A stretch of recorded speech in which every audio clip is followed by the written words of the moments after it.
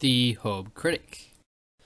Hey guys, today I'm going to be reviewing Red Dwarf Season 11 Episode 1, TWENTICA. This episode is a pretty fun episode, so let's get into it.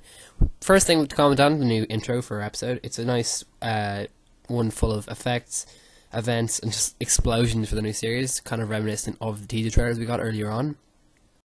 The episode starts off with on board Starbuck as the crew head off into space. They are receiving red alert signals and they realise that they picked up an unknown ship that is heading straight for them, Simulants. Now, Simulants return to the series, and it's kind of a new turn to them because they are kind of negotiating with Red Dwarf. They've already taken something that they have, and they realise what it is. When the Simulants ask, who are the names, do they have Lister, do they have Rimmer?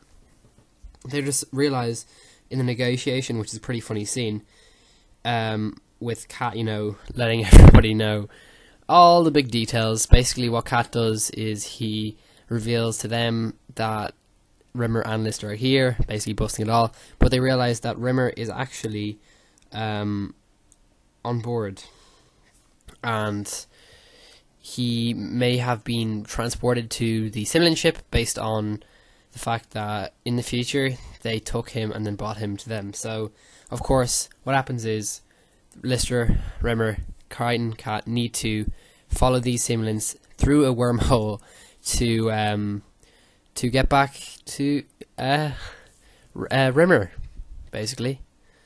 And they end up making a trade-off, but then they realise, oh no, these people are evil, we need to find them, we need to track them down.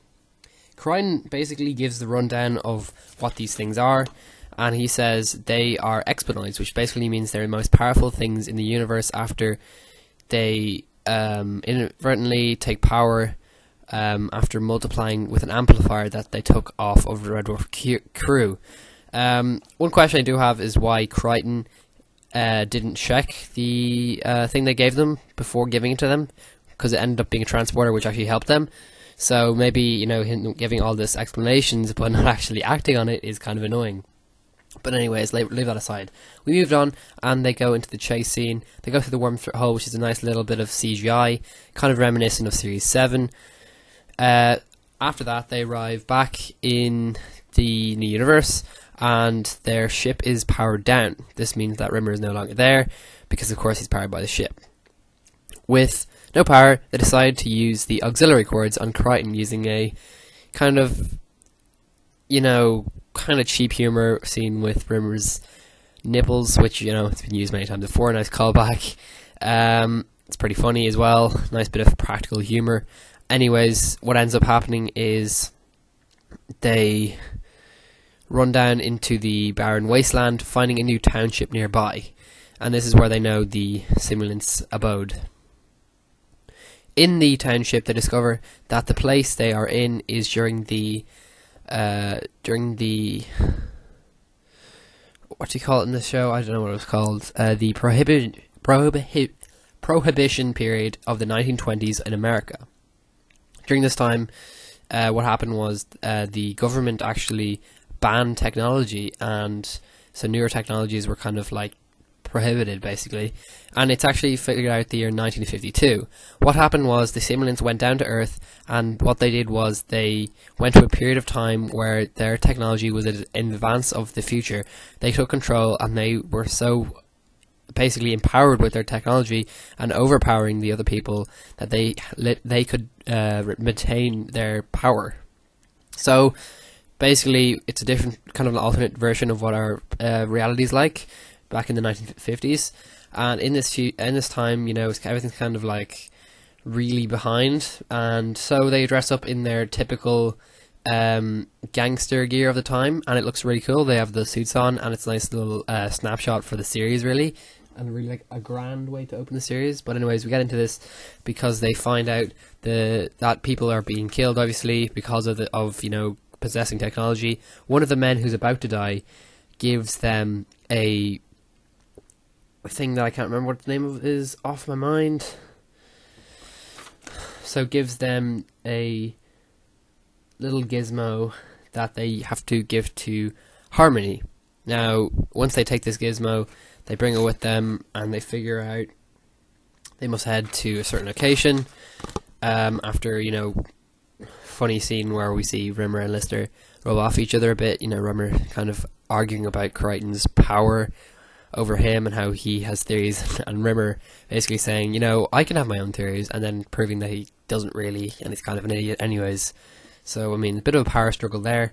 They move on, they somehow get into this sort of area where they can find Harmony, and they discovered that it is actually an underground sort of scientific headquarters, sort of like what you'd have today with the kind of drug trade, but it's to do with science, because of course science is new ideas, and new ideas are banned in this universe. We discovered that Harmony is sort of this kind of immature scientific body that kind of has this sort of weird scientific way of talking, which makes everything sound kind of sexual, which is kind of weird and kind of hilarious at the same time. So of course the crew know that that's not their goal, so they have to basically run around this and say they need to find a way to attach the cord to the gizmo in order to power up the machine to destroy the simulants. She doesn't know, but she says that they have to find a way. She also mentioned to a group of scientists that we all know today very well as Hubble, Edison and Einstein, saying that they are a bunch of rundown bums and they live outside on the streets, become hobos because, of course, they're old and they haven't had any use in their life, because of course the embargo prohibition period stopped them from being able to progress with their cause. So they realize that they need to get Einstein and they need to get him to fix it for them. They go out, they find him, and what they basically do is they bring him back before realizing that he's actually a hobo himself that somehow looks like Einstein, so similar enough to Lemons from Series 10 where they brought back Jesus, but it actually ended up not being Jesus. And also, it mirrors the theme of what they've kind of done in recent times with the whole famous people trope. But it's not really a trope yet, because they've only done it a few times, so I understand. And also, the one with Hitler and stuff like that back in Meltdown in Series 4, I think, which is also quite similar in the fact that they use popular culture figures. So they've done it a lot of times in Red Dwarf. It's just kind of crazy how many times they've actually done it. I haven't realised it yet, really. But moving on, aside from all this shitter, back on board, they decide, in the science place, they figure out that the police are coming, and they are basically being clamped down. The police arrive, and the simulants arrive as well, because the simulants are basically joined to the government. So they arrive, they figure out this is going down, there's actually a science headquarters, they kind of note it, and then they're about to take down the dwarfers before Jim, Hobo Man, somehow miraculously figures out how the weapon works, destroys the simulants, and they figure out that the EM7 can basically destroy all the robots, all the technology in the universe, which does leave the question of what the hell, why would they do that? But they decide to go ahead with it. Dwarfers decide, we have to leave now, or of course Crichton and Rimmer will be gone.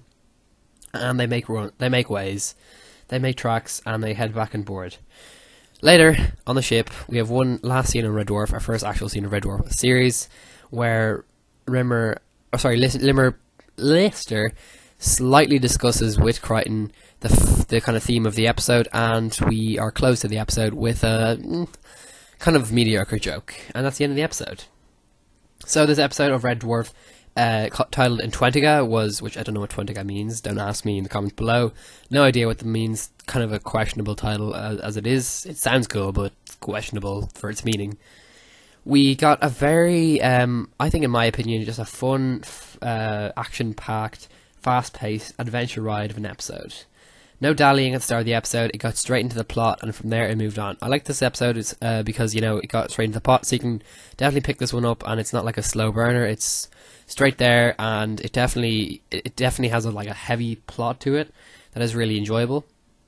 A grand scale also of the episode, and just, the budget has been increased.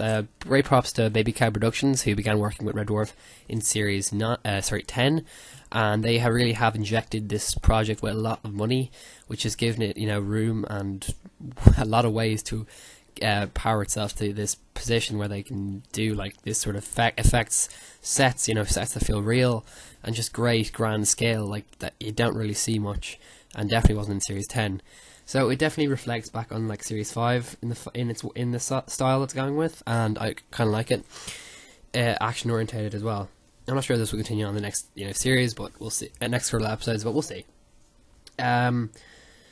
Also, we have the simulants, which actually look pretty cool. What else? Oh yes, characters get lots of time to develop in this episode, and there's quite great, a lot of like running conversations between the main cast, because they're basically featured in most of the episodes. There's lots of nice conversations there. I love Kat, especially in this episode, because he's very, very funny. So there's a great mix of humour and intelligence as well, I should say, because they all get some time to at least make a point or just delve into a question of what the others are thinking. So they're definitely working together as a team here, which I love. And also there's a nice mix of humour though, because they're not going to be completely knowing of what's going on. Even Crichton at some point is kind of humorous, because though he doesn't have feelings in this episode, he actually kind of does when he says when he kind of gets kind of embarrassed about him using his nipples for auxiliary power. That's kind of funny. Also Kat, having a go at Rimmer, basically lots of times throughout the episode, saying, oh yeah, it'll be fine if he dies, basically, which is kind of dark if you think about it, but it's very funny in the moment. And then of course Lister, talking about his gangster youth. Wow, gangster youth. Which is kind of inadvertently, I don't really think at 7 years old you could be driving a car, but it's kind of like out there, outlandish comedy. Yeah, very outlandish, I would say. Just like kind of like, it can be, Red Dwarf can be definitely down to earth sometimes with its comedy. It's talking about like their youth, but like this, it seemed like a bit out there, and not like not entirely real. But the comedy is kind of like just there for perfect laughs, and it definitely works. Also, the plot is quite unique, with smartly paying homage to old stories throughout. I definitely like the way it pays a lot of homage by the fact that the time traveling aspect is quite unique, and well, it's kind of like unique enough that it's not like the old episodes, but sort of like pays homage back to the episodes. Taking a style of like they have to defeat the enemy by using an interpretation of science and stuff like that. It's like brains over brawn, really. The simulants represent the brawn, and they're using the brains with the science aspect to defeat him. So I like that. And also just a lot of the references are really nice, and they make you feel like at home with the series, and like, oh yeah, I know the series, this is the series I watched as a kid or whatever. Well, me really as a kid, because I'm a kid, but seriously, I just really enjoyed the show. And it's really, really clever, and it doesn't feel like a copy of any of the old episodes. So yeah, that's definitely a win. Negatives of the episode: an underwhelming final 10 minutes, I would say. Just like when it got into the sort of climax, it just didn't get into the climax, if you know what I mean. So basically, when they actually got to the science place, I think that's where the episode kind of dropped off for me, at least. When they got to the scientific laboratory, it sort of just developed into like basically just comedy piece for 10 minutes, because yeah, the simulants get less serious. They're just sort of there. Like, of course, in the first like 15-20 minutes, they were quite, intimidating. Now, at the end of the episode, they're kind of just like there for laughs, really. The scientists, who could have been a more, interesting type characters, they're just sort of used as well as scientific, as clever comedy pieces. Admittedly, it's very funny, but yeah, definitely the scientists, I would say, undeveloped, and also their main kind of functioning role is just for comedy. So yeah, it can just be a bit like, again, on rewatch, it can just feel a bit unrealistic, I guess, and also, yeah, a bit annoying as well. I don't know, but no, but they're funny enough not to be annoying. But again, definitely just kind of drops off. The plot, which kind of is meant to be to do with them finding their way and discovering technology, ends up like the main message of it, I should say, is that technology should not will eventually run over humans, which is very dark. Again, they do make a comedy out of it, but still very dark comedy. It definitely, the climax of the episode is just a bit weak, to be honest, and they don't even really, like, they only just escaped because of a hobo. It doesn't really make any sense if you put that into practice. Also, when they get on board the ship, Crichton and Lister seem to have like a thrown together 30-second conversation, and it's just sort of pointless, really. Also, you know, it just started off so exciting and so fast paced. It just kind of ground to a halt. The last scene was like at least 8 minutes long, so it just felt a bit staggered, I should say. And also, so that's my main gripe with the episode there. Again, definitely more positive than negative episode. A full, fun-filled adventure with a strong underlying message that just wasn't fully realised.